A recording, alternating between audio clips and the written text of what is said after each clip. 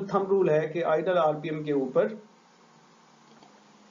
जो इंजन एक सेहतमंद इंजन है वो 18 से 22 इंच ऑफ मरकरी प्रोड्यूस करता है। ये स्टेटमेंट आप याद रख लें कि आइडल आरपीएम के ऊपर एक सेहतमंद इंजन, भले वो कितने लीटर का भी क्यों नहीं है, नेचुरली एस्पायर्ड है, उसमें टर्बो नहीं लगा हुआ, तो उस इंजन को ये काबिल होना चाहिए कि वो 18 से 22 इंच ऑफ मरकरी जो है ना वैक्यूम जनरेट कर सकते हैं आइडल आरपीएम के ऊपर।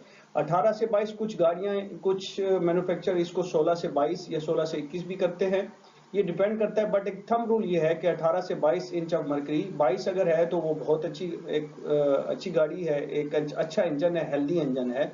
21 है, 19 है, 20 है, 18 लोएस्ट साइड पे उसमें कुछ ना कुछ इसका मतलब है डिटीरिएशन हो सकी है, और वो बाकी वैक्यूम जनरेट यानी कि उसकी जो सक्शन है उसमें वो कुवत नहीं रही, उसमें कोई लीकेजेस वगैरह होने के चांसेस हैं उसकी वजह से।